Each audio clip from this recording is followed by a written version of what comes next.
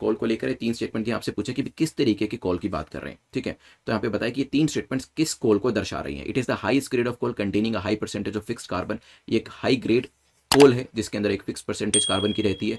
ये हार्ड होता है, ब्रिटल होता है, ब्लैक होता है और लस्ट्रस चमकने वाला होता है। It is found in smaller quantity in the region of J K अंदर ये कम क्वांटिटी में पाया जाता है। सोचिए इसके बारे में, एंथ्रासाइट की बात करी जा रही है, बिटुमिनस की, सब बिटुमिनस की या फिर लिग्नाइट की। देखिए क्वेश्चन क्यों बनाया गया, क्योंकि रिसेंटली न्यूज में था कि कोल का जो इंपोर्ट है वो 15% से राइज हुआ है, ठीक है। लेकिन ये जो चीज़ है ये एग्जाम में नहीं पूछी जाएगी, पूछा क्या जाएगा, टाइप्स ऑफ कोल। और ये जो क्वेश्चन है ना, वैसे अगर आपने ज्योग्राफी की एनसीईआरटी पढ़ी है तो वहां पर भी ये क्वेश्चंस आपको मिल जाएंगे। वहां पर इन चारों टाइप्स की जो परिभाषा है वो बता रखी है और उससे आप इस क्वेश्चन का आंसर कर पाएंगे। अगर एनसीईआरटी पढ़ी है तो आई एम डेफिनेटली श्योर इसका आंसर आपसे हो जाएगा।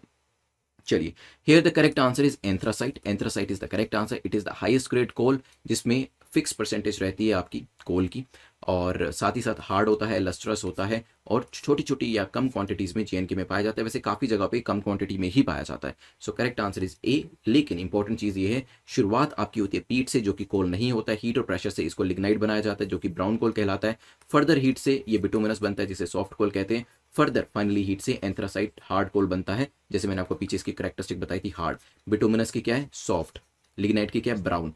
Highly desirable fuel because of its high heat content and low sulphur content.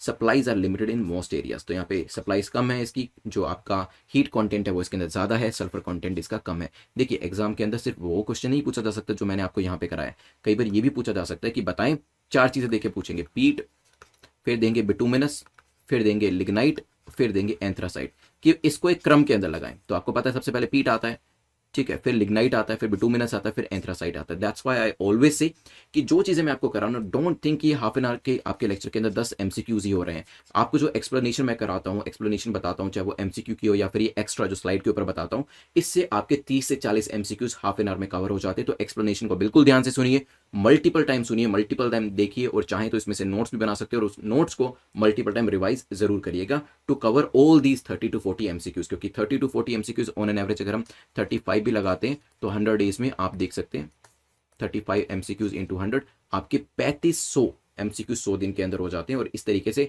10,000 से ज़्यादा एमसीक्यूज आपके 300 दिन के अंदर हो सकते हैं। और इसी तरीके से पूरे साल के अंदर आपके जो 12 से 13,000 जो एमसीक्यूज होंगे उनको आप कवर कर सकते हैं, ठीक है। तो इस चीज़ को ध्यान रखिएगा, यहाँ पर एक्सप्लेनेशन जो है वो आपकी एमसीक्यू की जो रेंज है उसको काफ़ी बढ़ा देती है।